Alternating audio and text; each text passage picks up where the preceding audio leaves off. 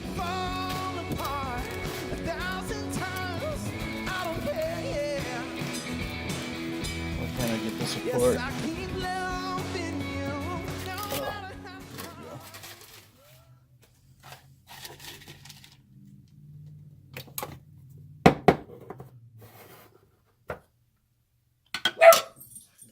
Duke, that's me. I'm working on coffee, buddy.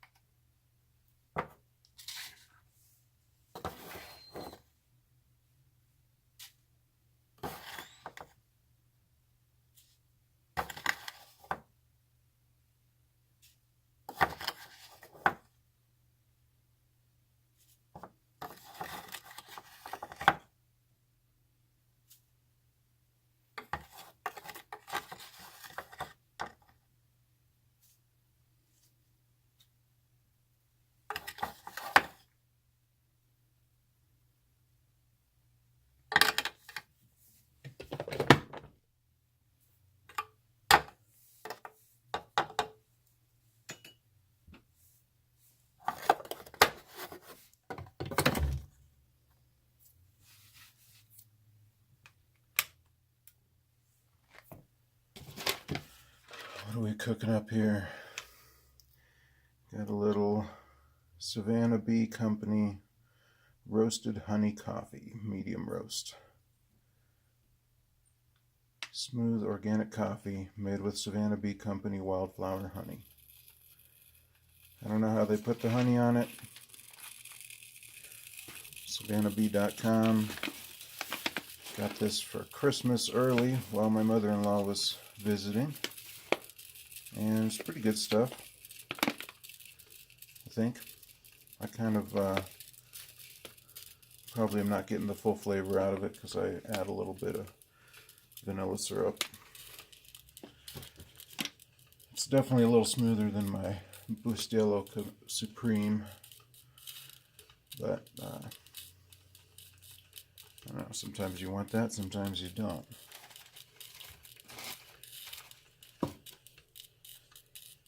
Oh, gotta brew this stuff up.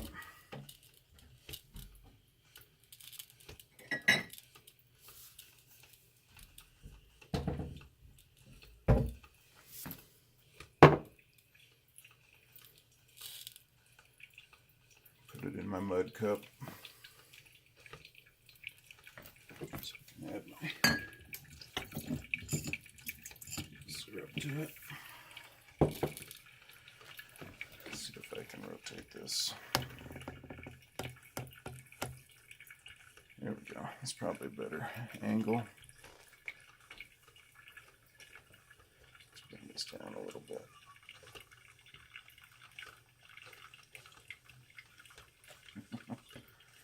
Get that mug in view. I love that mug. Found it at the local grocery store.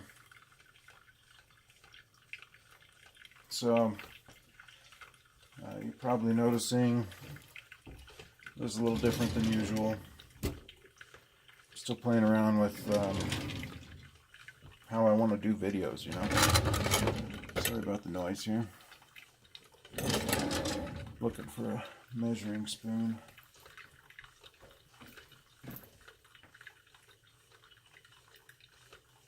I have no idea where it went. Oh, that's what I can use. Here we go. Just use this one. I'd like to be productive today, so back. Starting off with some coffee. I woke up, I was kind of hurting and couldn't really get back to sleep, so thought let's just start the day and make some videos, do something kind of more bloggy. So cooking up some coffee, and I'm going to put a little bit of this MCT oil in it. Supposed to be good for my joints.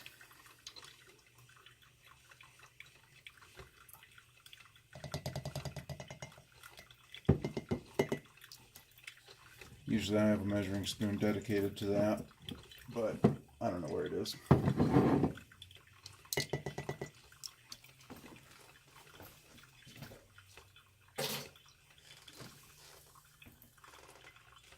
Ugh. So you'll probably see this, I don't know if I'm going to just post this morning or if I'll post it tomorrow. Either way, happy Thanksgiving for all my American friends. Good morning, and hope you're having a good morning, and hopefully you have a good day. I'm going to be hanging out with family tomorrow. I'll be at my brother's house for sort of late morning, early afternoon, and then late afternoon, early evening at my brother-in-law's. Should be really good times. So, just let this brew up here.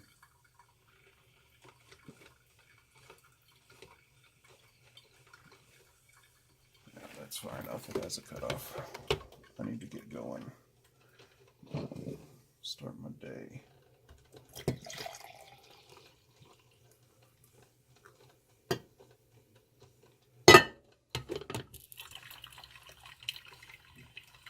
Okay. Oh, I just remembered I don't have my stir stick. Oh, well. Half and half anyway.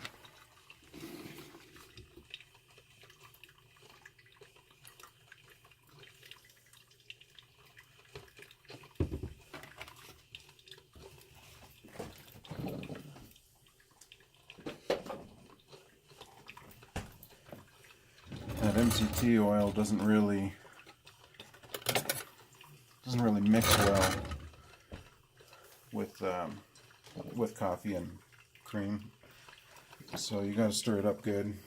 It doesn't matter; it just looks weird.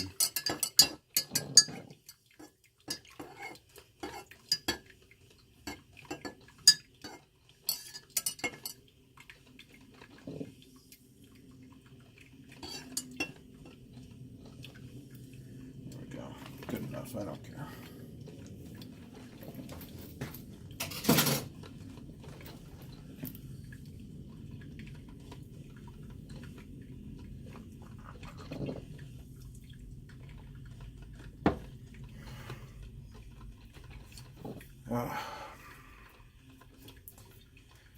Let's start the day.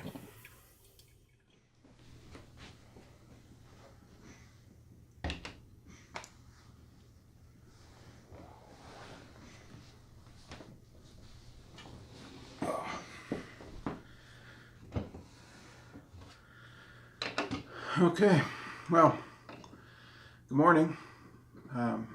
Again, Unkle Mike here. I think I'm just going to start calling myself Unkle Mike. I know that probably seems kind of strange. Or creepy, maybe. Maybe creepy. I think I introduced myself as Unkle Mike on that last video, the AR-15 video, and that's what I go by on Instagram and Xbox and my email address and stuff like that. So I think I'm just going to stick with that. You know, be yourself, right? I'm an uncle. 6 times now, almost 7. Pretty crazy. I wasn't really going to talk about that, but why don't we talk about that real quick? So, man, how old are my nephews? They're probably 11 now. Almost 11. Are they almost 11? I think they're turning 11.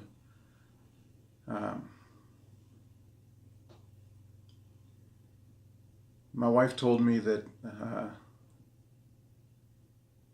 she knew that, what did she say? She knew our relationship was going to progress when I called her. I think I called her. I don't think I texted her. I'm pretty sure it was a brief call, but my brother and his wife were pregnant. His wife was pregnant with twins, and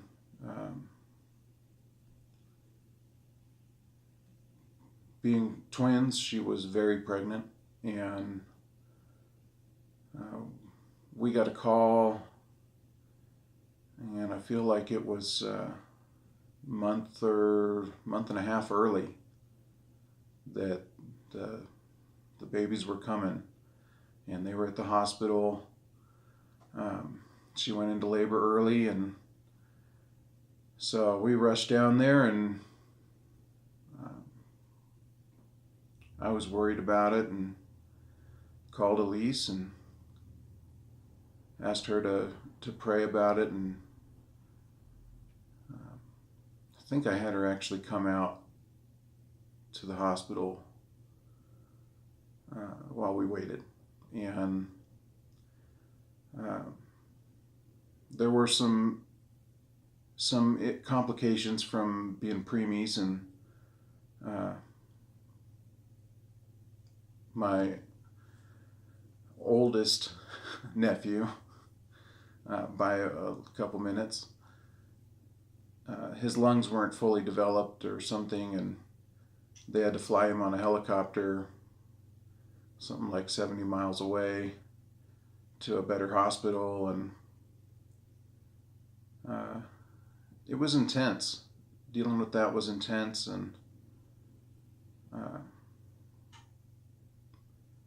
I hadn't seen him yet. I think I got to see Jackson right away, but not Jaden is the older one, barely.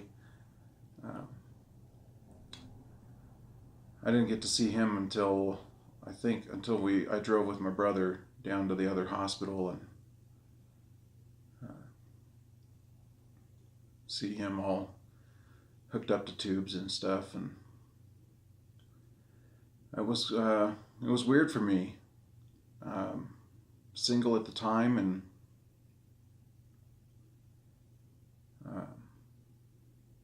I don't know. It had a profound impact on me. The responsibility of being an uncle and wanting to be there and be able to be an example to them, and I haven't really thought about it in a long time, but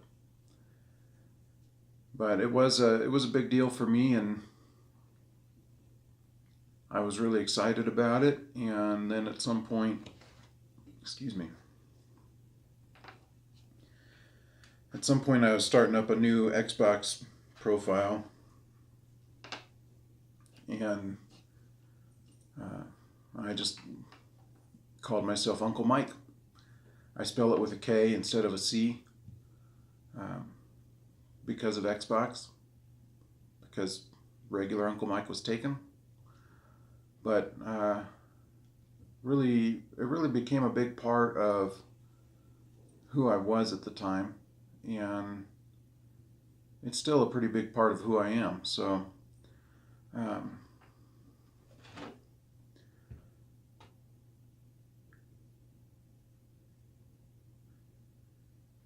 I have now, my brother has 2 girls as well, and they weren't twins.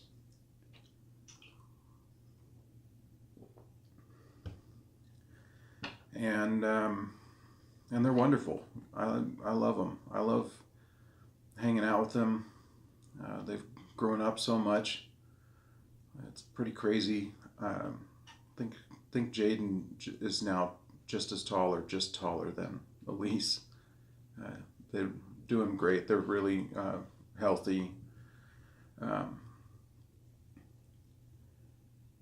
It was a kind of a scary beginning, but other than that, really, really healthy kids, fun kids. Yeah, so that was really important to me. as I got married, and we didn't have kids, and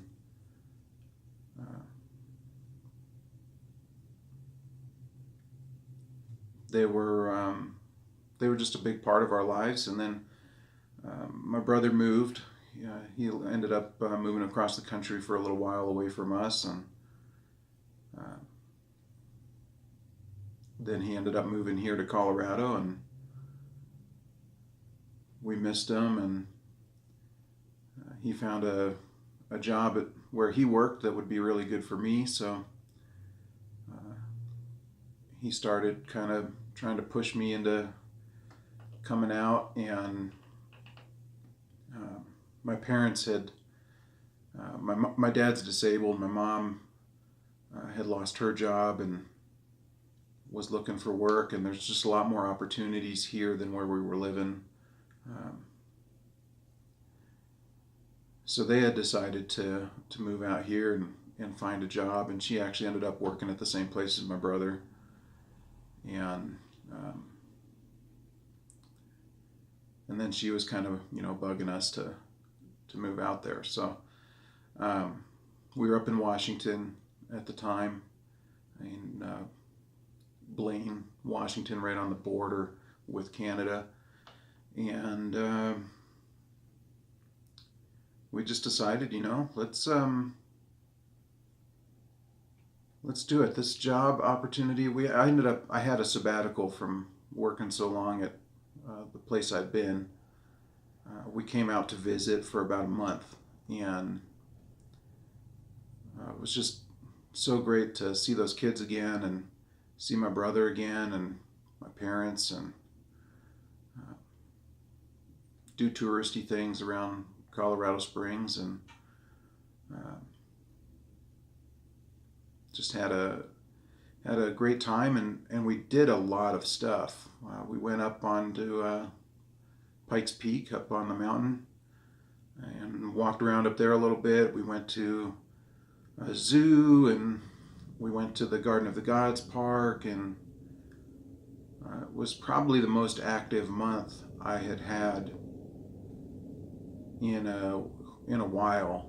And this was all after I'd been diagnosed with ankylosing spondylitis and had already been having some issues. I was working part-time, kind of, at the place I was. And I got a big jet flying over the house. I'm right by an Air Force base. I'd been working part-time and working from home sometimes, having some issues with my back, and hadn't been that active. And then we came here, and it was just such an active month, and I didn't really feel as beat up as I would normally feel. I felt a lot better. So that was a really interesting thing to notice. I think it has to do with the altitude, the air pressure, something like that. Maybe the dryness. I don't know if it's the lack of humidity or the altitude or what, but I think it's altitude. I think it's the barometric pressure is just less here, and that seems like such a small thing, but it really helped me with just being more active. And I ended up interviewing for a job while I was here, and it was a really, really good opportunity for me to grow and take ownership of a product at this company, and build it up, and as a career move, it was a really good career move opportunity, because I was pretty much peaked out where I was and didn't really have any better opportunities there. So that, and the health benefits, and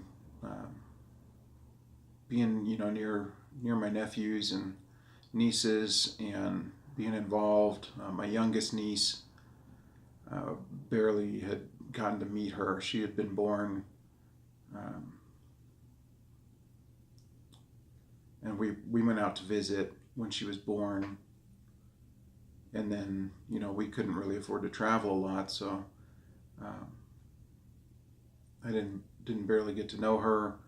So she's such a bundle of light. And while we were visiting too, that was a big thing. So again, it was important to me to be that uncle. And by then, I knew a little bit about some of my limitations physically, but we also kind of knew that we probably weren't going to have kids. There's just some, I don't want to get into all that. There's some stuff with both of us that just makes that really difficult. So that sort of uncle identity was kind of that much more important because of that too, I guess, a little bit. So we really felt like, we prayed about it and felt like that was the best thing to do, was take the job and launch this new career. Elise would be able to find something here, no problem, and we had great plans for that. So I do believe it was God's plan to bring us here. I can see His hand in so much of what we've gone through since we've been here, and relationships that we've been able to build, and experiences we've had, and the ways that we've grown. This is really where we needed to be, but the job didn't work out. There was a major management change right when they were interviewing me, basically, and the next week the guy that interviewed me was let go, and I had to interview with someone else, and then that was the day I flew out from visiting, and then dealt with them about getting the job. And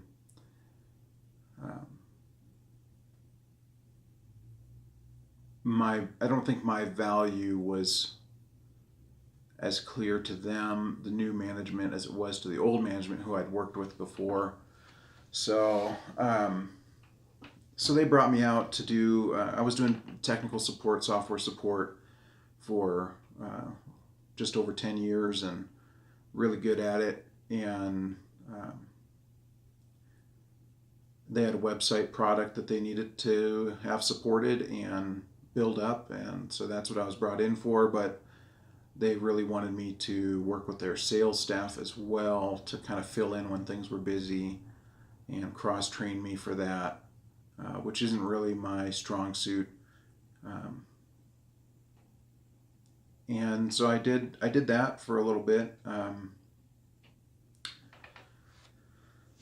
And then it was kind of more sales stuff, less focus on the product I was brought down for, and kind of pushing me more and more out of where I can excel, and using me where I am a flat tire instead, which is kind of probably a poor management decision. But anyway, then I had a problem with my back one day, and when I came here, I started working full time again, and I probably shouldn't have, but I hadn't really, I don't know, the interview process was so weird, switching management and all of that, and I really wanted this job to work out, and I was going to get to a management position myself where I would be able to kind of set my own hours. And I did so well here physically, I thought, you know, I'm going to go back to 40 hours. I'm not going to talk to them about, you know, needing to work 32 hours or whatever it was, the lowest end of full time.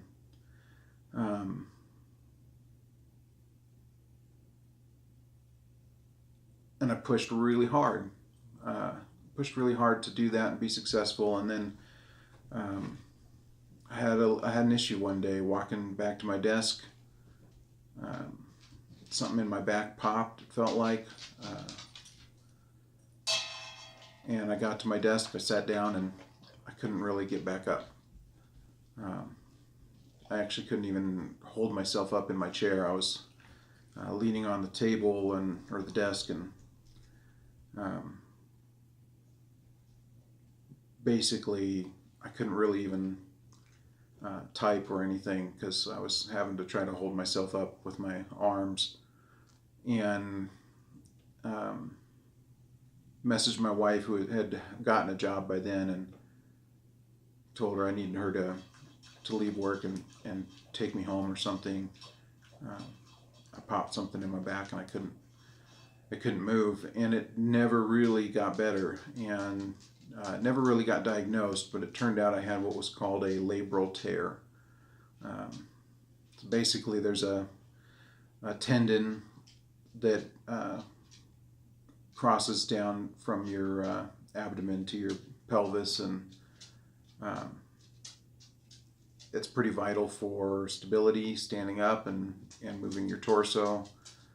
And I don't know if it was right then that I tore both or if I tore the other one later, but didn't get diagnosed because I have pain. I didn't know that it was anything different until much later, but never healed right, and I had to walk with a cane since then. I don't have to use it all the time now. When I'm around the house, you see me like in the videos. I don't use it. If you've watched my IDPA video, I didn't use it while I was competing in that, and that was crazy. It was super fun. I really enjoyed it. What you don't see from that video is my wife's filming my stages, and as soon as my stage is over, then she's cutting the camera and hurrying back and grabbing my cane and giving it back to me. But I just didn't want to be tripping over my cane in my left hand while I'm using a gun. And because IDPA is more of a defensive sport, or defensive training type sport, I just wanted to pursue it each stage as if I was in that defensive situation, to kind of learn and test myself and grow as a shooter and as a protector and defender. And in reality, if something was happening, I wouldn't have my cane, you know. I'd set it down or throw it at the attacker or whatever, I don't know, get rid of it and transition to my firearm. So, I mean, at that point, what does it matter if I'm hurting a little bit, right? It's more important than getting shot or whatever. So, that was super tough. But I have been able to kind of move around a little bit without it, which is really good. And I try to do that as much as possible. But I never know when that labral tear is going to act up, or my hip's going to act up, or my knee sometimes goes out. So if I'm going to be out on the town is kind of a silly way to put it. If I'm going to go to the grocery store, let's say with the lease, then I'm going to bring my cane with me. if I go to the movies, I bring the cane with me. Anytime I'm out anywhere where I can't just fall down and lay on the ground for a while, then I try to have that with me. And my health has definitely degraded since I've been here in Colorado.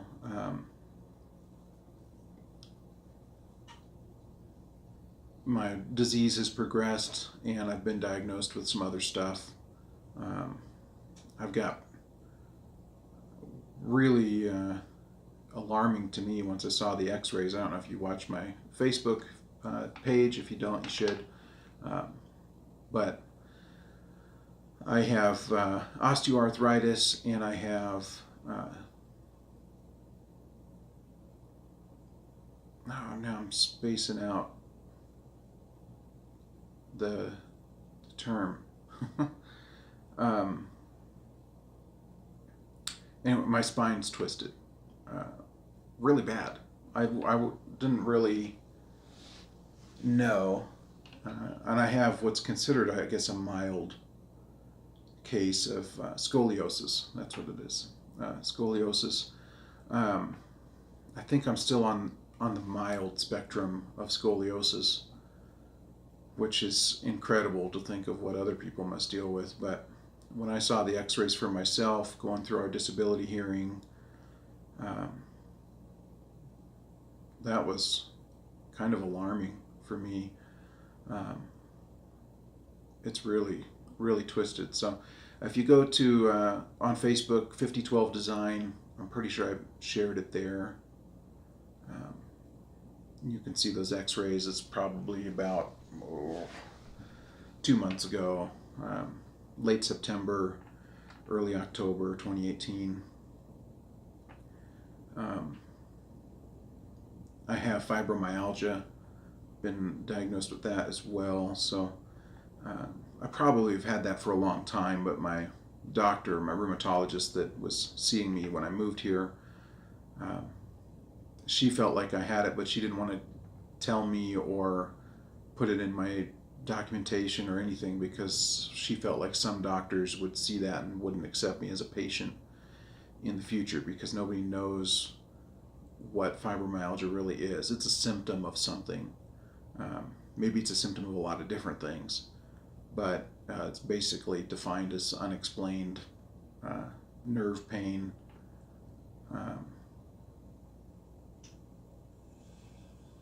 and I get pain, pain in my wrists, arms, legs, hips, back.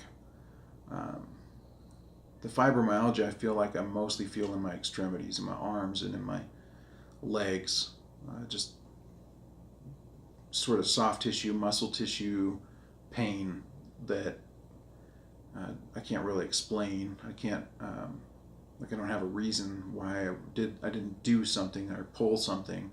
It just kind of builds up, starting to hurt and hurts, and it flares up really bad when I'm stressed. I did customer service and technical support for over 10 years, and it's a stressful job, and I have always handled stress really well and compartmentalized really well, but working in that new job that kept pushing me out of my area of expertise into that sort of more sales side of things. I did okay. I actually broke a couple records, sales records for the company, but that was also really stressful for me, and it probably accelerated things. I didn't really know the cost of it at the time. But now, after having that talk with my doctor about, you probably shouldn't work anymore, focus on your health and focus on maintaining my health. I'm not really going to get better. there's no cure for what I have. But there are ways I can improve myself, you know, losing weight and exercising more, strengthening my core muscles, and just strength training in general. I'm not really at a point where I can do that, but it would be helpful. So I'm trying to lose weight. That's also part of the MCT oil that I put in my coffee earlier, kind of connecting things back. It helps with fasting, so it's going to kind of give me more energy through the morning. I'm not going to have any breakfast, and I might not have lunch till early afternoon, and it helps with that. Also helps with my joints. It's really good for your joints and lubricating. Excuse me. Lubricating joints. So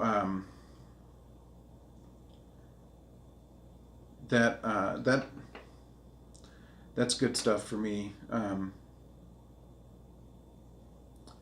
I didn't really plan any of this or script it. Probably pretty obvious. I was actually just going to sit down and show you some stuff on my AR-15, but I got sidetracked, and I guess I just felt like I'd talk about it. You know, maybe we'll do, since this is more of sort of a vlog video, we'll do a little talking about where I've been, what I'm doing, that kind of stuff. So anyway, there are ways that I can improve, and I'm working on that. I was actually really encouraged recently. I did a video a couple months ago, August I think, on doing Tai Chi.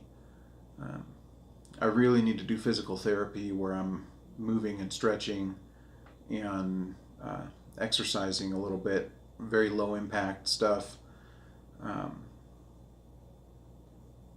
And the best thing for me would be at a pool. If I could go to a pool and just walk back and forth through the pool, that's really good for me for 5 minutes. And I did that for a little while I was still working, but I had a membership to the pool at the hotel that was next door to the place I worked. So I did that for a little bit there, and that worked well. But we only have one car, and Elise uses that for work. So I'm kind of trapped at home, and I can't go to a pool. Pool memberships are really expensive. They also kind of weird me out, like a big public pool. I have a pretty compromised immune system because of the medications I'm on, and I don't know, big communal bath with random strangers.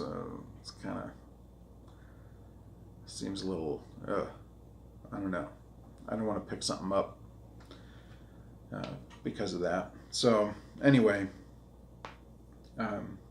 so I do Tai Chi, and I did this video on doing Tai Chi, and months later, as I'm thinking, man, I haven't really been good about doing that consistently, and I need to work on that. Max, what are you whining for? Just go out there, the door's open. Yeah, you can just go out there. You can go out and go potty. The dog. So, yeah, so,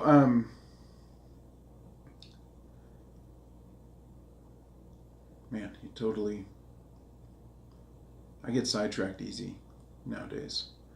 Yeah, so the Tai Chi. A woman reached out to me on YouTube and commented about, she has chronic pain, fibromyalgia. I don't know what else she's dealing with, but she saw my video about Tai Chi for chronic pain, and sounds like she's been overweight and lost some weight. I don't know. She's lost a lot of weight. She actually lost a lot of weight, she said. It was really impressive. I don't know how much weight she had to lose, how far she is on that journey, but I guess it was really helpful for her to see that, and that was my biggest wish with that video, because it's really kind of embarrassing for me to be doing Tai Chi by myself in my living room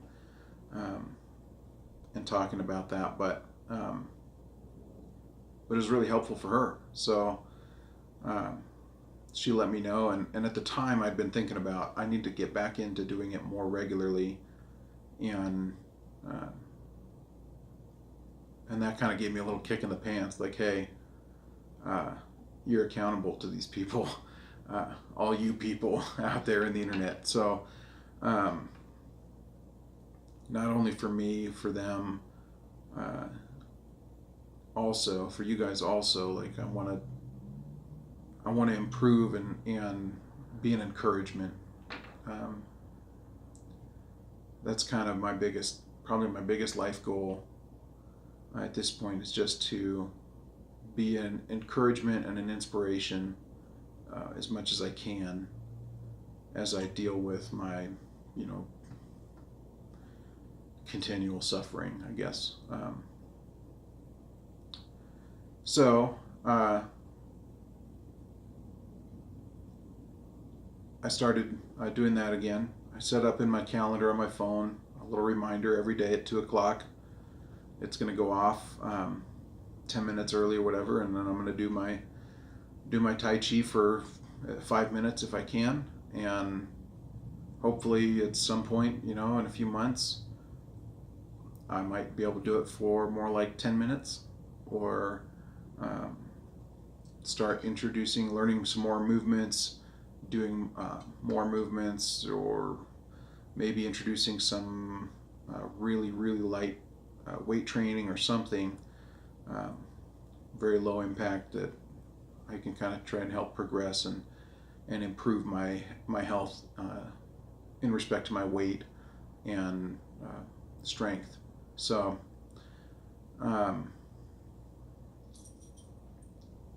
it's not going to be easy. The medicines I'm on, I mean, they're just they're better than the disease. That's like success, how we measure success in medicine, I guess. So Max is getting a drink and he's making a bunch of noise. Give him a moment.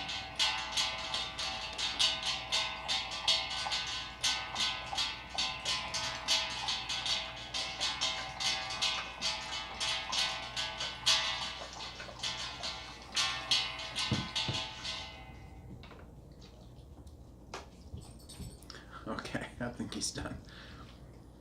His little jangly collar making noise on his steel bowl. Nope, he's going back.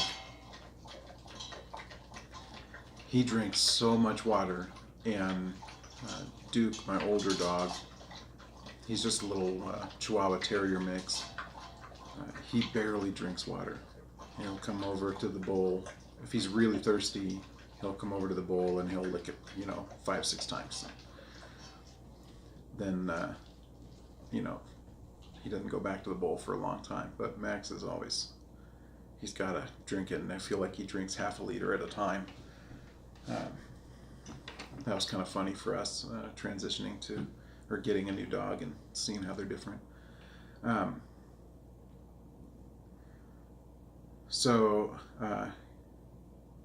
Getting back. So my medicine is just, it breaks down my immune system. Because I have autoimmune diseases, my body basically is attacking itself. That's what ankylosing spondylitis is. That's kind of what arthritis is. And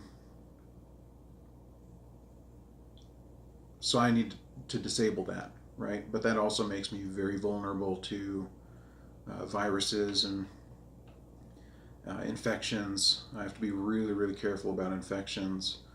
I had to get tested for tuberculosis before I could even be on any of these medicines.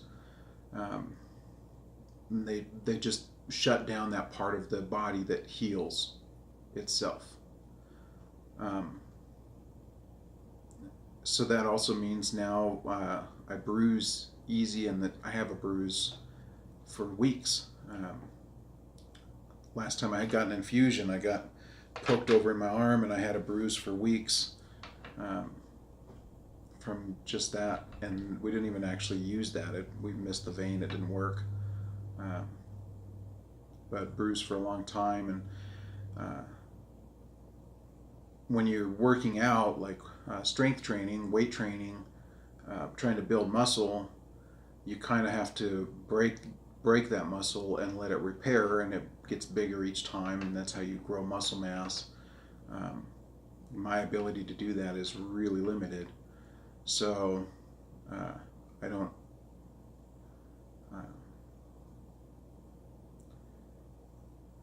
have that ability to, just be a bodybuilder and just start, lifting heavy and working hard. I did some weight training when I was younger for a little while, really little while, but I really liked it, and I definitely feel like weight training, my idea of weight training is to, push myself to that bleeding edge and then heal, and then push myself and heal, and arm day and leg day and chest day and whatever, and cycle through. Can't do that now. My heal time is so long that I'll just be wasted laying on the floor for days. So I'm trying to get healthier, and you all can kind of hold me accountable to that, but it's definitely going to be a slow process. So anyway, I'm just kind of rambling around talking about health and life, I guess. This is getting pretty long-winded, so I think I'm going to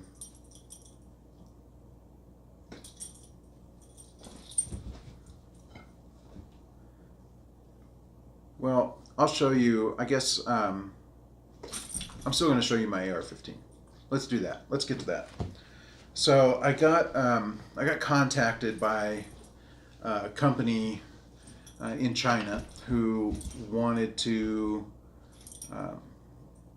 have me review some of their products, and a buddy of mine had worked with them and suggested me because they were looking for some more people to review their products, and I will give you a much better review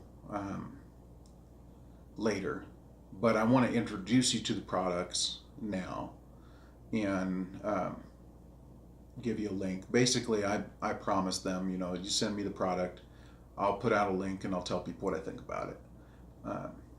So you can pick them up if you want, or if you don't, then that's okay. But that was sort of the arrangement.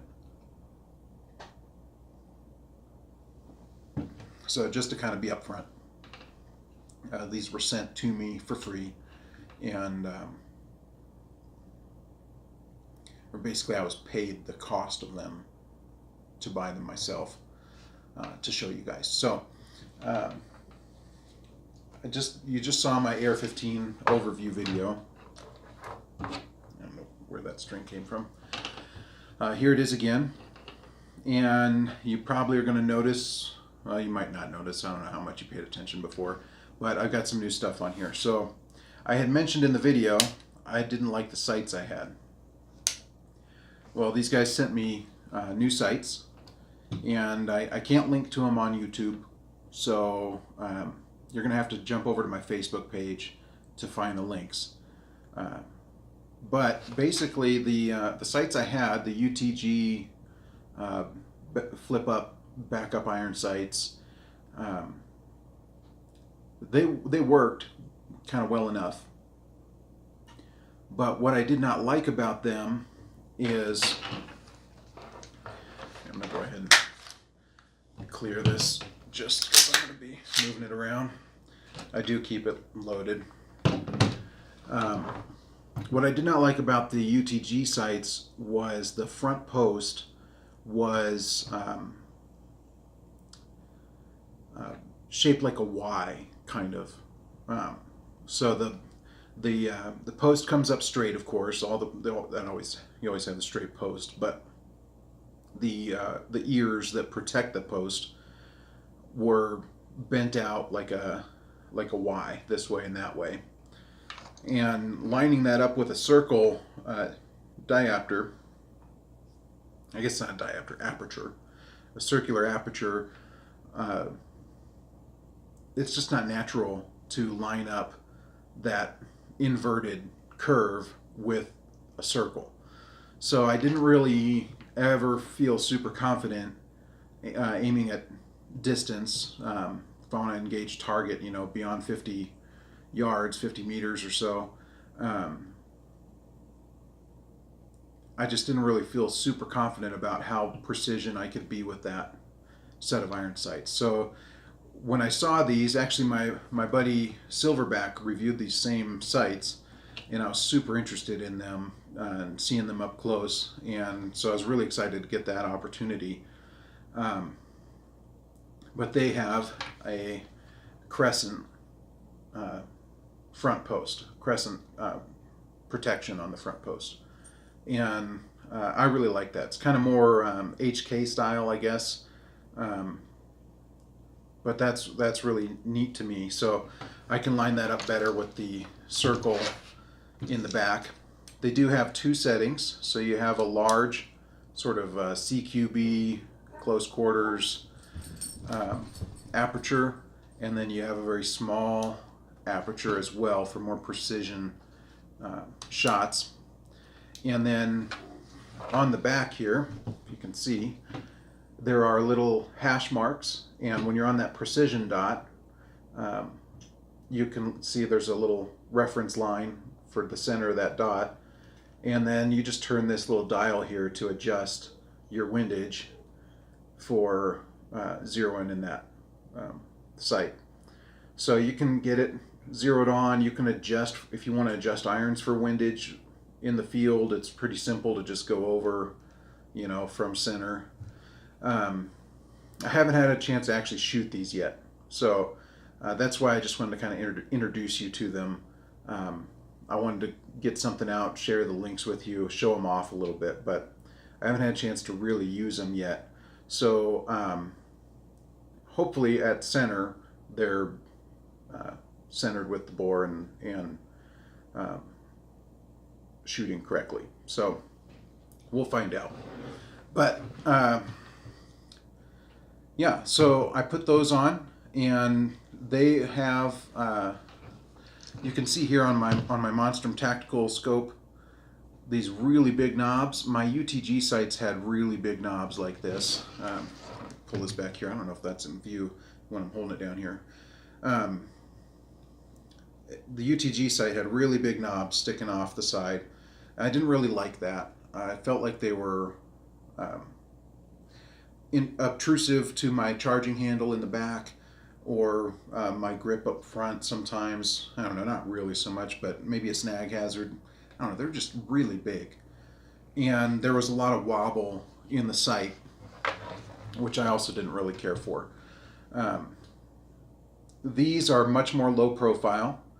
If you look at here, we just have a really thin blade that folds up. On the UTGs, it was a block, pretty big block, and then it would fill basically all the distance from here to the scope with mass of that sight, and there isn't really any reason for that. I mean, I would think it would make it more sturdy, except that the mechanism for where it folds is so goofy, loose, that I don't feel like that's the weak point. So it doesn't matter if you have a whole bunch of mass up here if you've got a weak point where you're folding your sight.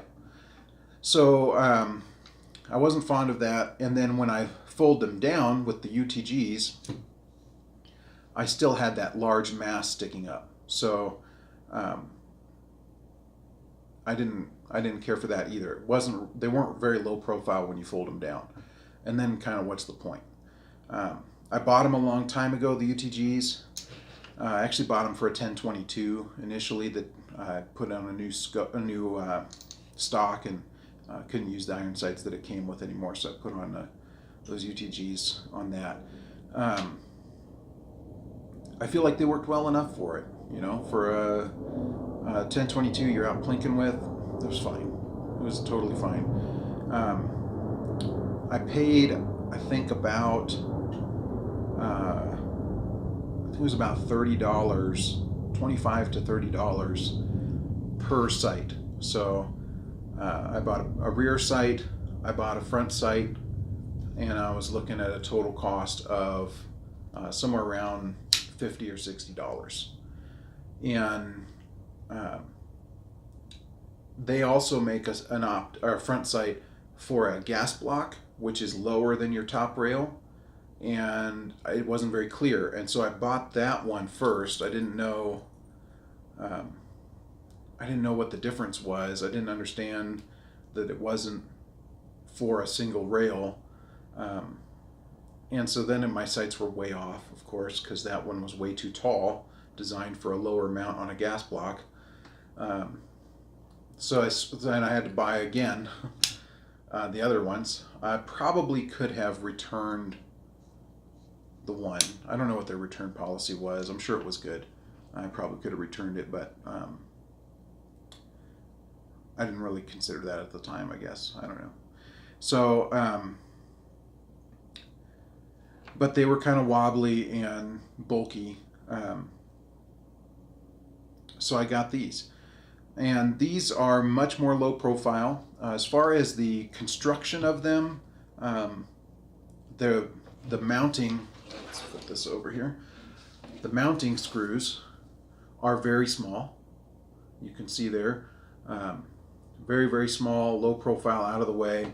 This block that mounts onto the rail is very low, only sticks up about a ½ inch or so, maybe a little less than a ½ inch off the rail. And then these fold down. The one thing I don't know how I feel about it. There's the detent here has to be released. So there's a little button here that you press in. So I'm compressing that in order to release the top sight, the actual sight part, and fold it down. You don't have to do that to deploy. So I can just grab it, flip it up to deploy. The UTGs, you can go either way. And I think that gives a little bit more stability when it's deployed, but it's not as much as I would like. There's still a little bit of wiggle on that sight. And it's really minor. It probably doesn't really affect accuracy, at least as far as I'm concerned. Like, I'm not a good enough shooter for that to affect my accuracy, but I would really like it if it was, really solid lockup. So that's my only kind of gripe about them, really, is they're still pretty loose, but they're much more low profile. And cost-wise, the set, both of these sights, I think was about $20. So again, go to my Facebook page, 5012 Design, all one word with a number. The 12 is a number. Excuse me. And there'll be links, so you can go check them out on Amazon. But if you're looking for a low budget, high value iron sight, just as a backup, I think they're going to be really good. So again, I haven't shot them yet. I'm going to have to test that. I'm going to have to pull this sucker off, and because I can't see the front sight through this. This is 3-power magnification, and this is just invisible through it. So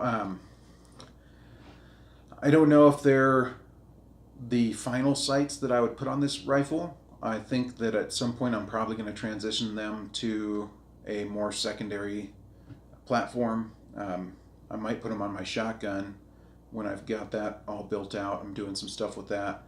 I don't know. We'll see. But they're not sights I would recommend as go to battle sights. Definitely, grab some mag poles or something, a little more proven for that, I think. But as far as just cheap budget optic, just to be able to go out to the range, if you go buy a rifle, Black Friday is right around the corner here, and there's tons of deals on rifles. So a lot of your modern rifles don't come with sights; they come with a rail, and you have to put your own sights on them when you're getting that really low budget deal. So if you just want to throw some sights on just to be able to take it to the range and shoot it a little bit, check it out before you decide on major upgrades you might want to make, I think they're probably going to be great for that. So there they are, really simple. They're cheap, very, very cheap, at about $20 for the set. You can throw them on anything you've got with a pick rail, so really neat like that. The old sights, I've mounted the front sight backward so that I wasn't using up any extra rail space up here. They would fold. It would fold out here. I don't know if you noticed that before.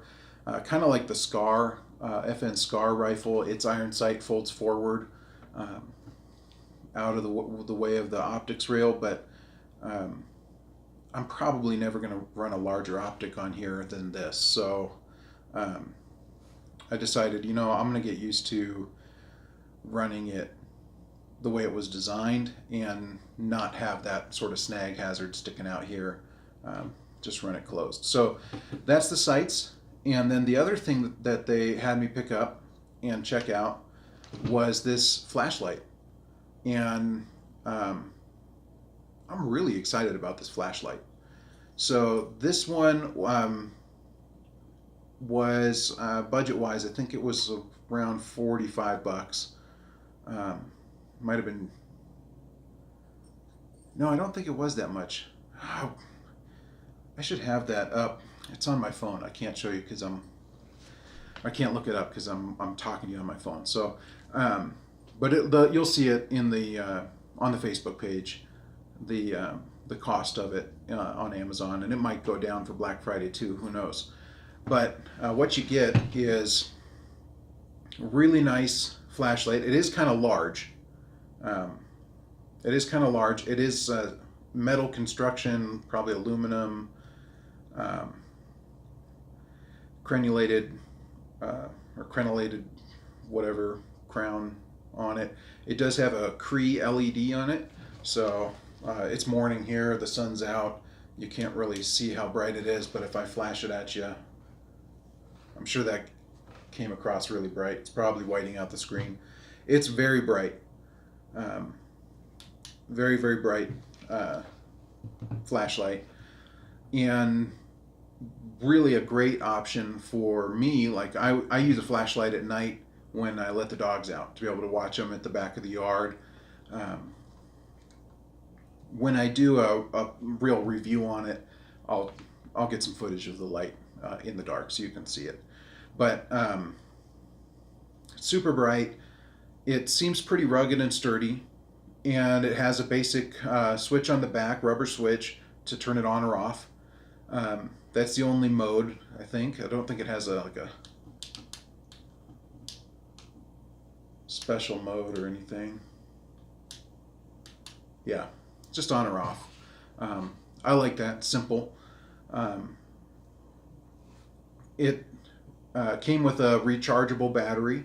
So actually 2 rechargeable batteries and the charging station. So I don't have to be buying batteries for it all the time. I don't like that about my flashlight that I use with the dogs right now, because I'm always swapping out the battery because it's getting dimmer and dimmer.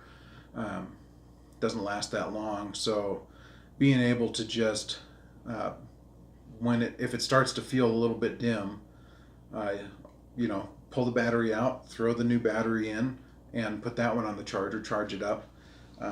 That's really cool. So I really like that just as a general flashlight for around the house. Fantastic and totally worth the cost just for that. So even if you just want a flashlight around the house and you don't necessarily want to attach it to a weapon, I think it's a good deal. But you can. It comes with a weapon mount. So this mount came with it. The knob here to attach it is not as low profile as the sights, but it's not too bad.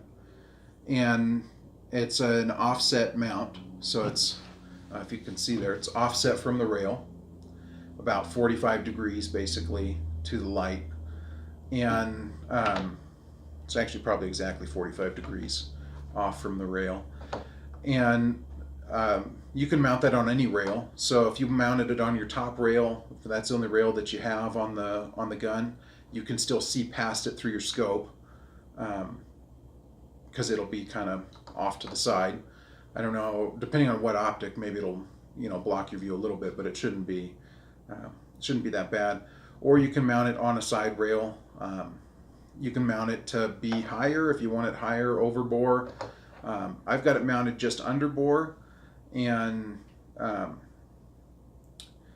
it does, at this distance with my rail, it's not out by the muzzle very well, so it's going to cast a shadow from the barrel, but it's not like that's a big deal. It's not anywhere near where I'm shooting, if I were shooting with it at night or something.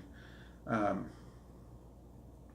then it does come with a alternate end cap with a pressure switch. So what I've set up here, because I have the Medieval Industries foregrip that I use, it actually ends up in a really natural position for me to just flick it with my thumb. So I can go on, off, if I want to do momentary, I can just do 2 clicks real easy I don't have to move my hand really. I'm on that grip, really natural transition to just flick that on or off. So I like that, and that's the way I'm going to be using it for as long as I have it on this rifle. I really like that. Super handy, and that's more of a feature of the grip than the flashlight. But for my setup, that works really well. But it does have a pressure switch that you can attach. So it has a little coiled cable, and you can stretch it out. You can wrap it, do whatever you need to do to get it mounted onto your rifle. And then the pressure switch is about so long. I don't know where the box is. I had it out to show you guys. I'll show you in the review. But the pressure switch is got 2 modes on it. So it has it's basically like a triangle shape. So it sticks out a little bit more forward, and you can click the higher part of it, and that'll turn the light on, and then click it again to turn it off.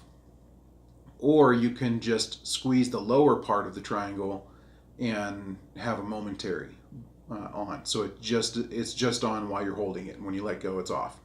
You don't have to click it twice. So that's kind of handy to have 2 modes on a weapon.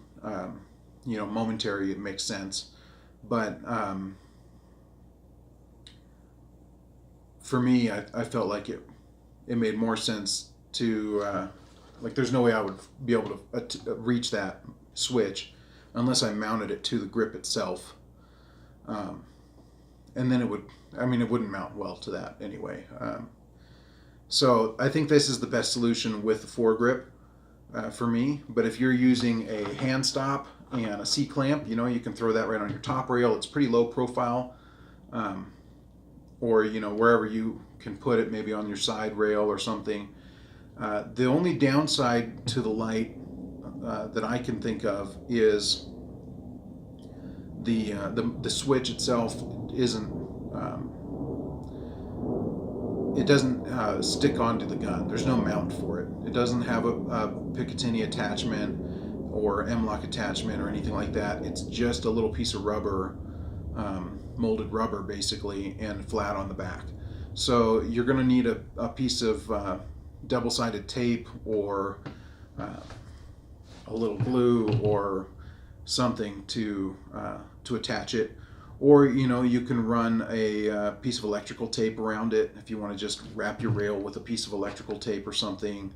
I don't know, whatever works for you to mount it. but for the price, it's not. I mean, you can't really expect that much. So, for me, if I didn't have the issues I have with my hands, with my arthritis and all that, I would just tape it, double side tape it right onto the flat section of my forend here, and then I could just trigger that with my hand. But I don't use my gun that way. So somebody's working on something. I hear him banging, and Max is getting upset about it. Max, buddy, come on, no barking. No, Max. No, I'm gonna have to go get him. But that's it. So the new light and new sights will be on my Facebook page, and I'll have a link where you can go check them out right on Amazon. Order them if you want them. I think they're going to be really cool, but I'll give you a more in-depth review when I can get out to the range and shoot this setup as it is. So I'll take the optic off. I'll make sure they zero okay, see what kind of target distance I feel comfortable engaging at, and give you my sort of final opinions. Obviously, if they fall apart under recoil, that would be a big issue, but they're pretty solid. I don't think there's gonna be a problem. And my buddy, as far as the sights go, my buddy Silverback reviewed these sights as well, and he fired them on I think a 9mm AK, no problem. Worked really good for him. So I don't have any hesitation about them as far as just general use sights. I don't know. I wouldn't recommend them. If you're going to be shipping overseas or something, get something a little more solid. But if you're like me, if you're just shooting at the range mostly, you just want to have some sights to get started, whatever, I think they'll be good. And then the flashlight, I think the flashlight's worth it if you need a flashlight, just based on that. And then as a weapon light, we'll see how the electronics hold up under recoil. I'll shoot it a bunch, and then we'll see if it still turns on. But it seems pretty solid, so I don't have any doubts. It's certainly very bright, and I like it. So anyway, this has been a very long video. So if you've stuck around, thank you, and appreciate your patience, and had a little heart to heart there, I guess. So I don't know how much of that I've talked about before on the channel, but just kind of I don't know, give you a little insight into me, as this is more sort of a vlog type video. I'm not going to do a bunch of editing on this one. I'm just going to pretty much post it raw. I did film that coffee portion in a separate cut, so obviously I'm going to edit that together, but I don't even know if I'm going to put. I'll probably have the start screen. You probably saw it. But yeah, so that's it. As far as just really quick, what's going on with the channel or with me or whatever, I do have some projects that I'm working on. Lately, I've had a lot of difficulty with my hands. My arthritis, as we've gone into winter, has really flared up a lot in my hands, and I'm just, I'm actually kind of surprised I'm not wearing my wrist braces that I wear. I have some wrist braces for if you've strained your wrist or something. I got them for carpal tunnel a long time ago, and just stabilizing my wrist and having pressure on the tendons around my wrist and forearm seems to help a little bit with my overall pain in my hands. So I put them on at night when I'm sleeping sometimes, or I put them on this morning because my hands were just really hurting. But after I took my shower and kind of got moving a little bit, moving them around a little bit. They've eased up a little bit, so I'm not wearing them now. But they've been really stiff and sore, and I haven't wanted to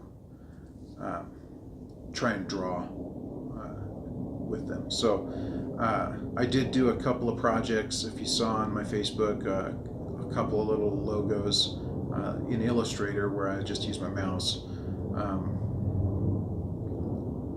And they were pretty basic, simple logos that I put together pretty quickly.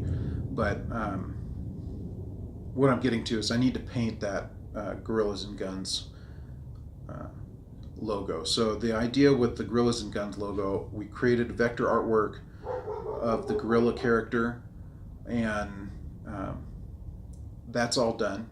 It's complete. So that's for like printing T-shirts or stickers or window decals or whatever Silverback wants to do as far as like merchandising or all of that. But what he also really needs is a sort of Facebook page background, a profile picture, excuse me, a YouTube background for the top of his YouTube page. And it's just flat artwork as it is, just line work. So we really wanted to do a more sort of cartooned up, shaded, colored version of that with the name of the channel and kind of making him look like he's sort of on a gun range or something. And I've been wanting to sort of paint that, and I just haven't felt up to it, to be able to do it well and smoothly, draw it smoothly. I did that trucking logo recently with the wings, and I don't know if you watched that. Jeez, Max, you need to stop. Come inside. Max, come. Sorry about that. There's a tool I can use to draw a little more smoothly, but it's not very natural to use that. So as far as like coloring in and filling in, I don't know. I just feel like I need my fingers to be a little bit more mobile. So I haven't gotten around to that yet, but I really want to get it done. I have an infusion coming up. I'm at the end of my cycle here for infusion, and next weekend I'll be doing that, and then recovery for a couple days. So maybe the week after that we can really prioritize that and make it happen if something else doesn't come up. I really want to get that done for him. So why do I keep putting it off? It's not a paid project, and he's not in a rush for it. It was just something I wanted to do for him as a friend, and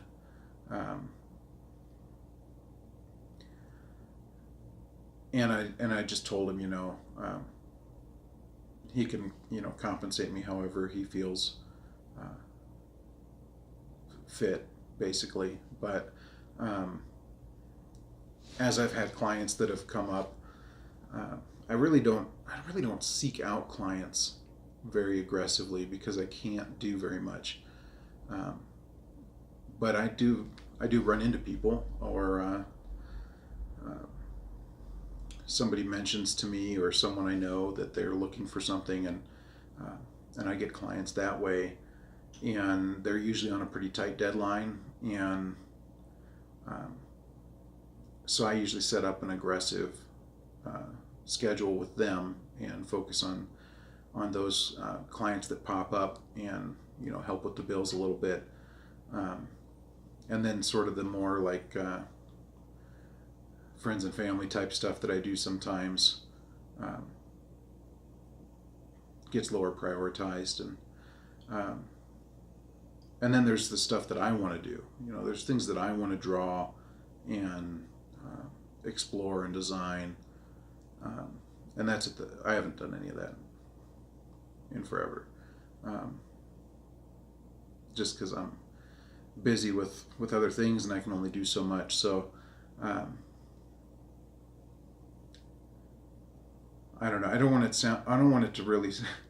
I don't intend to make it sound like I don't prioritize my buddies, my friends. I feel pretty horrible about how long this has taken me, but I just really want to do it well. You know, I really want to do it well. So I am going to put together a little package of files for him to at least be able to do some of his merchandising. I had that ready and I let him know a while back, but I don't think he understood that. Someone was just asking about it on the Facebook group recently. So I'll do that. I'll do that with him, get him all that stuff. So we'll see some Grills and Guns merchandising stuff coming out pretty soon, I think, with that first face that I drew and the line art, and then the digital art for the page headers and all that. Hopefully we'll have up in a couple weeks. So we'll focus on that, make sure we get that done. That really, I mean, even for me, like for health reasons, that's just kind of something that I stress about a little bit. So it'll be really good to kind of get that off my back and done. And not that it's a burden, Silverback. It's not. If you're watching this, I really love to do it. I'm really excited to do it.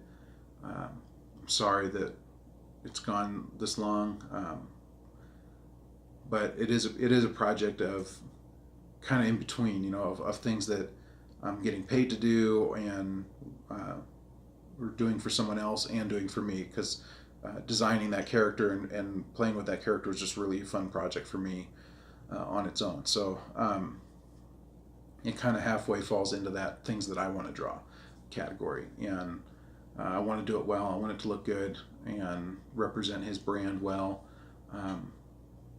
So we gotta focus on that. I don't have anything else on my plate right now really to distract from it. So it's just been kind of on hold, waiting for my hands to loosen up a little bit and be able to do that. So yeah, but that, geez, just babbling again. Sorry. I feel like I should just cut the video here, but I do want to tell you about my shotgun. So we'll go over that really quick. I don't have it to show it to you. It is actually right over there, but I'm not going to grab it right now. But I won on the Hank Strange podcast. I won a ATI T3 shotgun stock. Really, really cool stock. For me, I don't know if you know or remember if I said I bought an AK-47 about a year ago, and I bought it for my brother-in-law, and then he kind of didn't want one anymore. So I don't know. I didn't communicate very well with him about it, and I bought it because I got a good deal on it. So I decided to keep it. My wife wanted me to keep it, and you know, once you buy it, you can't just return it, and it's used at that point, and the value decreases significantly. Just like a car, you drive a car off the lot, and it's worth, you know, half as much. So I had it, and I've always wanted one. I knew already how to field strip it, clean it, all that, maintain it, shoot it, adjust the sights, just from watching YouTube videos and stuff. It's something that it's a platform that I was very familiar with, but it never actually really, I'd held one and shot one once, and I didn't take it apart or anything. So that was a cool experience to have it. I was excited about it. My wife knew I was excited about it and wanted me to keep it, and I shot it. I went through about, I think it was 40 rounds. I think it was exactly 40 rounds. And Max, hey, stay inside now. No more barking. and it just beat the snot out of my shoulder and my back, and I couldn't really move for days. The recoil was just too much. I had no idea that recoil was an issue for me. And I own a shotgun that used to belong to my dad, and and I love it. It's Mossberg 500A, which is the Persuader model. Is what they. I don't know if they. I don't think they sell, but they did for a long time. And right before they decided that would be popular and do it, they released it as the 500A, targeted more at like law enforcement. So it has a 20-inch barrel. I think it's 20, maybe 18.5. I think it's 20, and full-length magazine tube underneath, which is nice for capacity as a defensive shotgun, and it looks cool. I don't know. I like the look of it, but I really also like the capacity. And then I shot it one time, and it kicked really hard. It didn't kill me. You know, I wasn't on the floor for days afterward. It wasn't like the AK, but I was healthier then. I've been afraid to shoot it again because I don't want to be out of commission for a week just to, shot my shotgun. So, excuse me.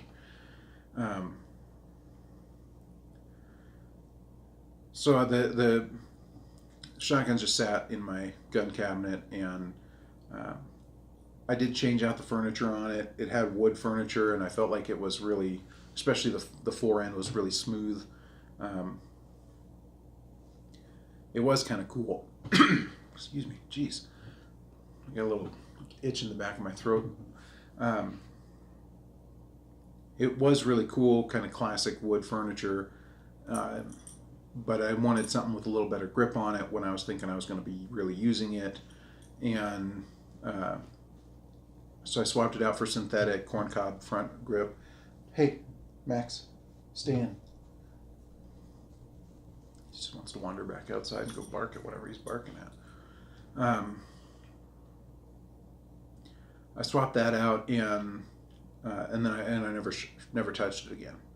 So I got this new stock, the T3 from ATI Outdoors, and it has a very significant recoil pad on the stock. It also has a pistol grip instead of the more traditional grip of a shotgun, pistol grip, and that also has a recoil pad as a sort of back strap that slides in, rubberized. It's basically like ribs of rubber, and really gentle compression on that. So recoil management wise, I think it's going to make that shotgun more usable for me at this point in my life. So I'm really, really excited about that. But I don't just want to throw that stock on it. I kind of really want to do a theme build with it. So I'm working on figuring out how I'm going to do all that. But the stock itself has kind of a futuristic look to it.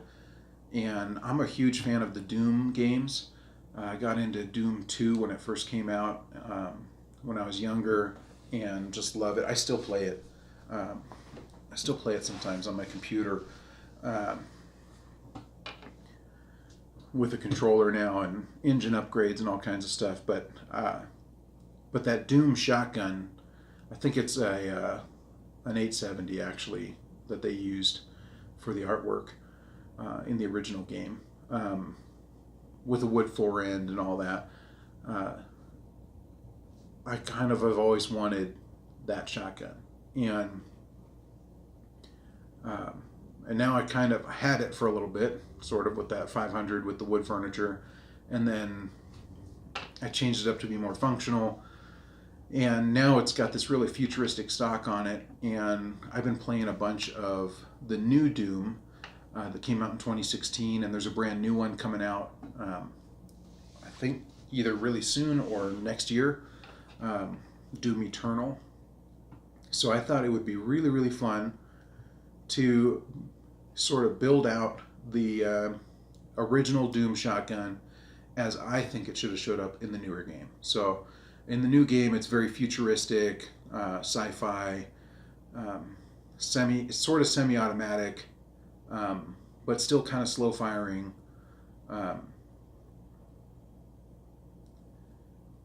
Single barrel shotgun, and it has other functions. You can swap out equipment on all the guns in that game, so you can change it to be able to shoot like a grenade, and you can have it shoot burst fire and stuff like that.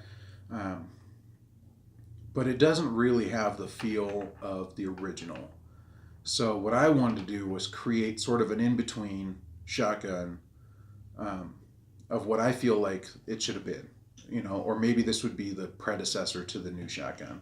It would be in between the original game and the new game. Still a pump action, but kind of futuristic. And so it'll have that stock on it. I'm going to get it Cerakoted. I'm going to try and design all of that myself with the UAC logo on it and all that. It'll be really cool. I want to put some kind of really cool heat shield on it or rail system or something. Just to kind of give it sort of that more futuristic look, but still sort of really built out of the original shotgun. So make it look kind of old and distressed. Anyway, so I'm working on that. That's going to be a long time project because I just can't afford to buy all the parts and do all of that. I got to figure out how I'm going to do any of that stuff, pay for the Cerakote, all of that. So that's on the horizon, but you'll see it show up. I'll do a demo of it at some point when I try it out with the new stock, and then we'll keep building that up. And then I really want to do at some point, I mean, who knows when I'll be able to do it. I really want to get a side-by-side shotgun as well, and Cerakote that and paint it up to just look, unless I can find it already, really old. And the company, sort of the evil company behind the Doom games, is the Union Aerospace Corporation, UAC, and they have, in the original games, they have this logo with these two circles overlapping and a triangle on it. And I want to put that one on the double barrel shotgun as like a really old relic of the company or something, and then put the newer logo on the more futuristic shotgun. So I think that could be a really cool project. It would just be really fun as far as like firearms collecting. That would be cool to me. Also because that shotgun was my dad's shotgun. The pump was my dad's, and my dad got me into Doom, and so I have really fond memories of Doom. I have fond memories of my dad telling me about the shotgun. When he showed me the shotgun, I just thought it was the coolest thing. Of course, back then we were told to respect guns. Even in my family, which didn't really have guns, we just had the one shotgun because of crazy stuff going on in the neighborhood at the time. It was never loaded. We didn't really know where my dad kept it, although I kind of did know where it was. But we were taught, as kids, guns are scary, guns are dangerous, don't touch guns, don't play with guns, all of that. We respected that. It wasn't like today where kids want to go play with guns. Like, we were educated, even though we weren't really a gun family. My siblings and I, we were educated on the dangers of guns, the seriousness of it, and we respected it. I know I respected it, and I thought it was very cool. I really appreciated that my dad had a shotgun, and had that ability to protect us. At least I perceived it that way. He had no real training with it, and he lost his shells, and I don't know, all this stuff. But he never cleaned it. He didn't really know anything about guns. But it was kind of reassuring to me as a kid, knowing that he had it. So anyway, so I have fond memories of that and the game, and I just thought, you know, I really want a side-by-side shotgun like the Doom Super Shotgun, and it would be cool to have a pair. And especially once I won that stock, I thought, you know, I'm halfway there on this build if I want to do this sort of future shotgun, Doom-themed shotgun. So I really want to make a project out of it. Maybe I'll even Cerakote it myself. I've got my buddies at Beachin Tactical. I don't know, maybe they would let me do that. That would be really fun to paint it myself. If I don't paint it myself, I'm at least going to Photoshop it and design it myself and then have them recreate that or something. So I'll definitely be involved in that process. But it'll be really cool to do that. So that's on the long-term horizon. I still have that knife sheath I really need to build with the Beachin Tactical sear kit on it, sear pouch. And I want to do that with you guys. I thought about starting that today, but I wanted to just do a quick video and show you the show you the sights and flashlight, and then I just thought it would be cool to like do that coffee intro, and now we have this huge vlog video. So I don't know, if you watch to the end of this video, you're incredible. And I really appreciate it. Kind of surprised you have, but yeah. So obviously that I didn't really follow my sort of plan. I just really wanted to do that coffee intro, and then I thought, you know, I'll just do this a little more vloggy and not try to be anything special about it. I don't want to wear myself out. It's Thanksgiving tomorrow, and I just want to get this posted, and I don't want to be worn out because I'm going to be really busy tomorrow. So I was going to kind of sit on the couch and watch some shows anyway, probably. So since I couldn't sleep, I thought, get up and do it. So anyway,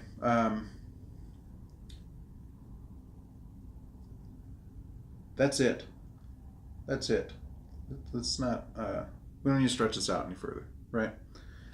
My coffee's pretty much gone.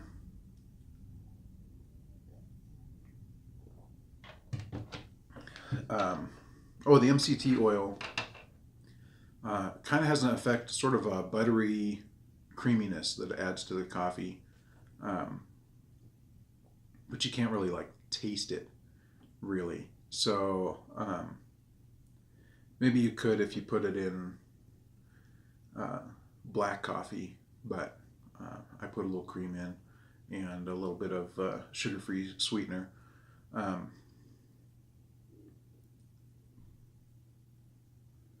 But yeah, I don't think I mentioned that earlier.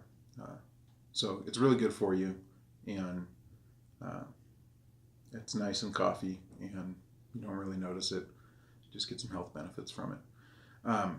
So yeah, I'm almost done with my coffee. Let's end this. I got my dogs here. They're bored. I got to do something with them, and probably start thinking about lunch or what I'm going to do for the day here.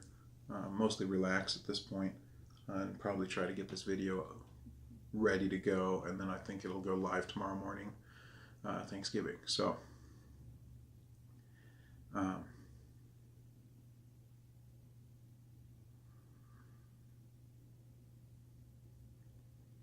yeah.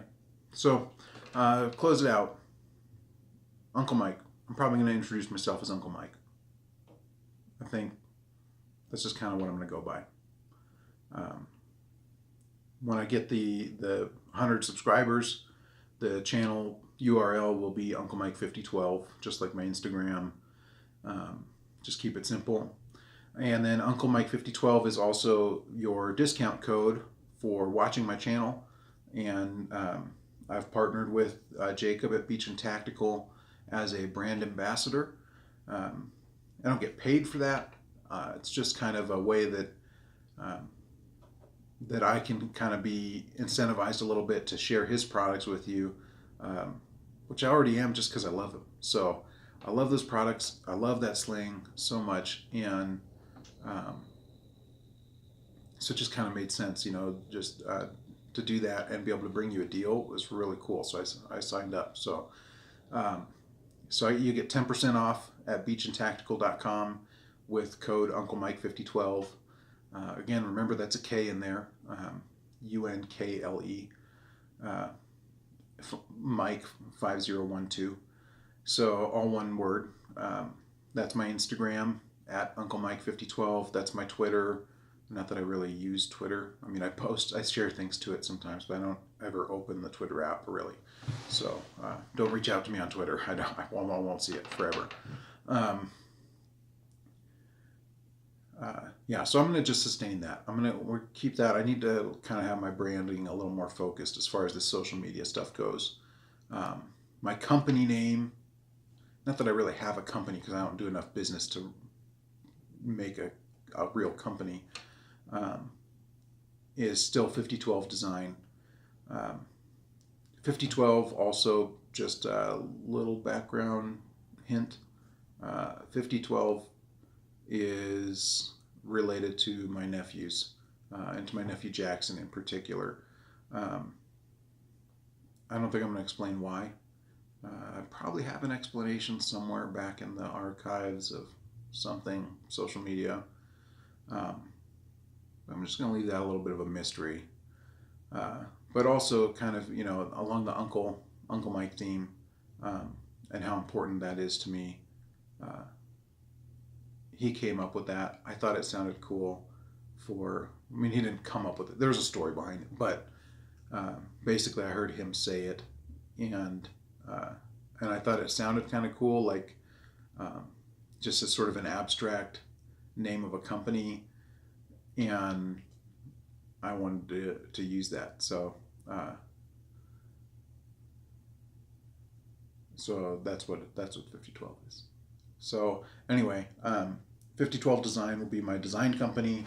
As far as, if you ever have me do logo work for you or anything like that, you'll be invoiced from 5012 Design. But as far as all my social media stuff, everything else is going to be Unkle Mike 5012, or Unkle Mike on Xbox Live. So we're going to stick with that. So Unkle Mike, Tai Chi. I'm doing my Tai Chi every day, 2 o'clock. Got an alarm set. I'm doing it. We're gonna make it happen. Even if I'm hurting. Yesterday, I was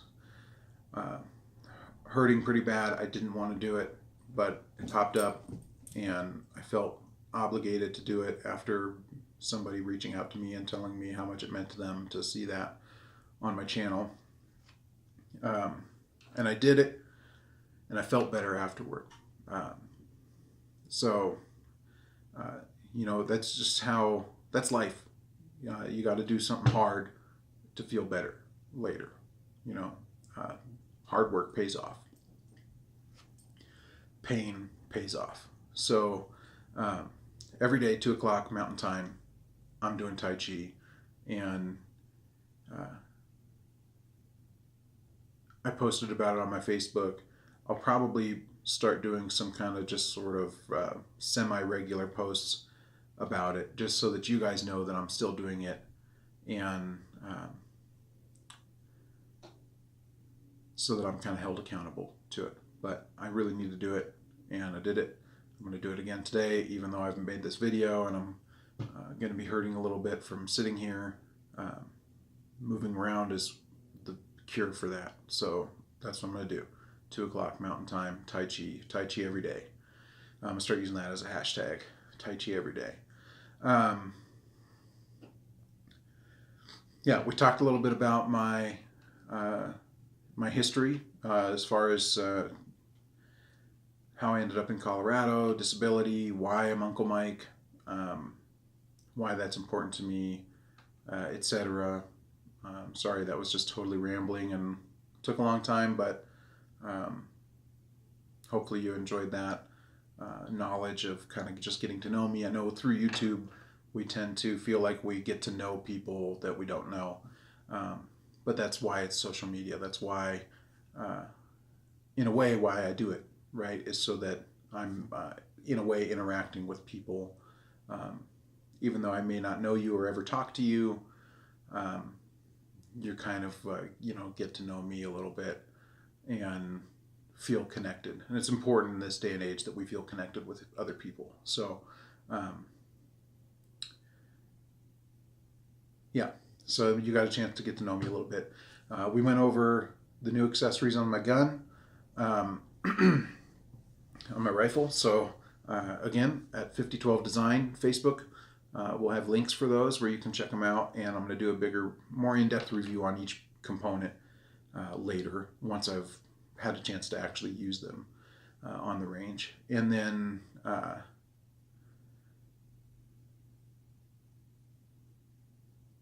I can see the TV, my TV's behind you, and I thought I saw my screen flash. Maybe this thing cut out. Probably too long a video. Always too long a video.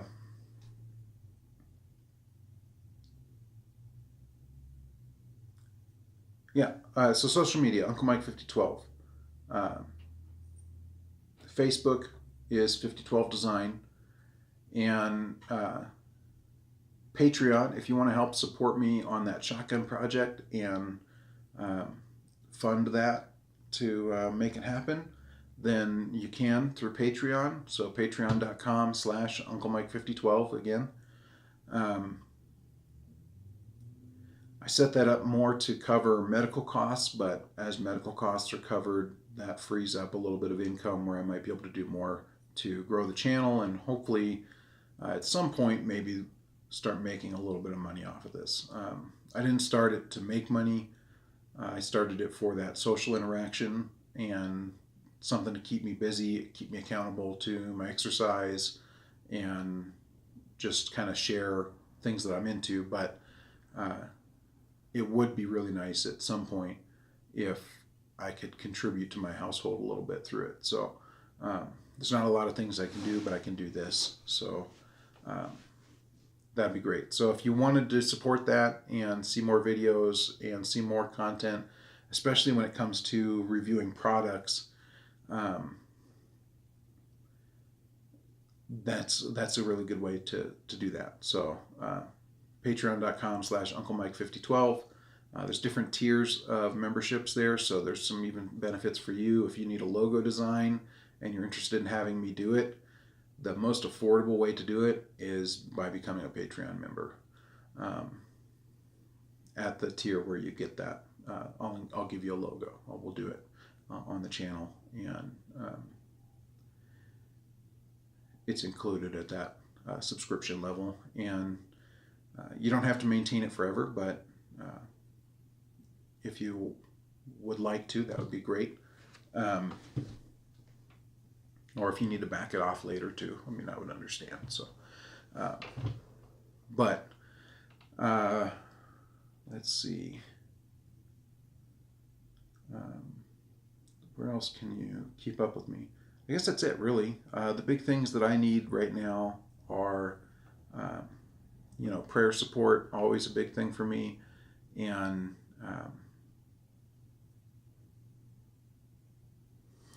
prayer support, and then financial support through Patreon if you want to do that, if you feel compelled for that. If you use that code, if you're interested in Beachin Tactical gear, use that brand ambassador code.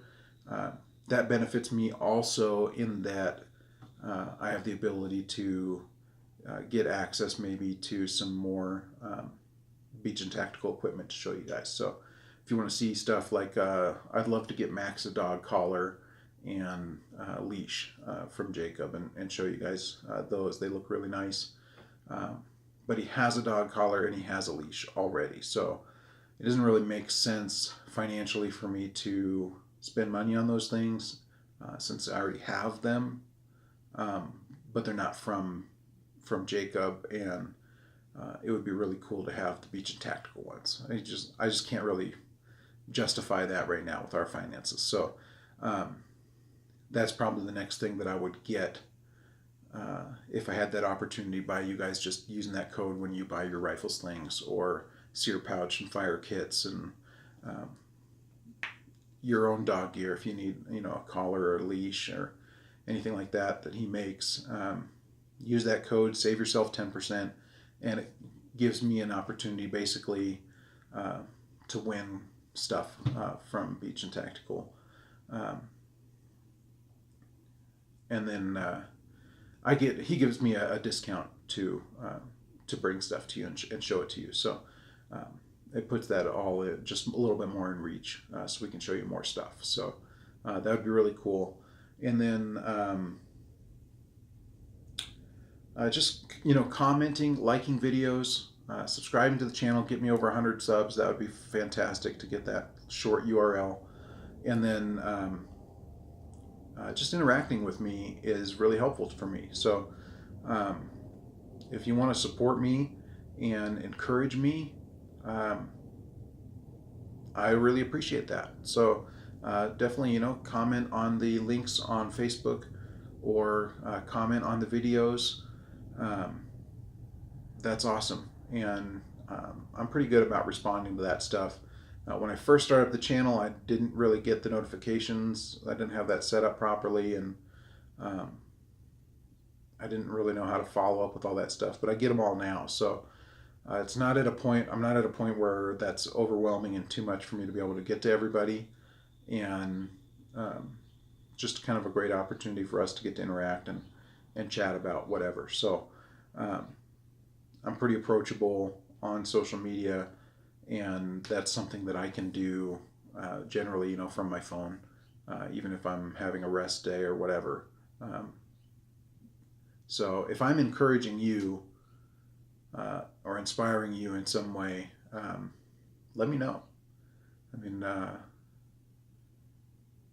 I don't know, maybe that'll be a little embarrassing. It's kind of a little embarrassing to me. Like, I feel kind of funny to even ask for that, but it is a big encouragement to me when I receive that kind of feedback. So even if it's just little comments on my videos or whatever, even if you're just going to tell me, hey, I actually listened through this whole video and it was super boring and you took way too long, and you want to tell me what kind of content you want to see and give me some direction, whatever. I may not listen. I may not take that direction. It's my channel, and I'm just going to kind of try to be true to myself. And I kind of do this for me as much as I do it for you guys. But I'm happy to have that conversation and just know that you actually listen through this. So I'm pretty sure I know of one person that will probably have listened to this whole thing and make a comment or something and let me know. And I think that'll be cool. So, but who else has listened to it? I don't know. So that'd be kind of fun to know, because this is sort of like an out there long, just talking head, heart to heart video conversation, whatever. But I feel like we've kind of had a chance to sort of hang out a little bit, and maybe that's appealing to you. Some people like that. Some people just want a really quick video that just shows a product or shows a feature or makes you laugh and then go about your day. I would like to do some of those videos occasionally, but right now I have one camera mount for my tripod. I do have a couple of tripods. Earlier I had you on a different tripod, a small one that was magnetized onto my refrigerator. But I only have the one mount. So even though I actually have a couple of other cameras, I'm pretty limited. So basically, this is what you get. I can't hold a camera and do things at the same time. So I throw you on a tripod. You're just sitting there stationary. Not super exciting, I know. But maybe at some point we'll have the ability to, do those like newsroom pan to the other camera, pan to the other camera, whatever. I don't know. But yeah, I'm sure this has been very boring. But hopefully, again, also just a way that some of you that I don't get to hang out with in person get a chance to kind of hang out. But it's only really a hangout if you comment. I guess that's what I'm getting to, is it's only really social media if you interact back with me. So I just want to welcome you to do that and let you know that that's a huge encouragement to me and a support to me. So that's truly, honestly, the end of this video. And I hope you have a very happy Thanksgiving. Stay safe Black Friday. If you're going shopping, just stay safe. Be armed if you can. If you're in a place that's going to be weird and crazy and people are going to be out of their minds, just be prepared. That's it. I'll see you around. Thanks for hanging out.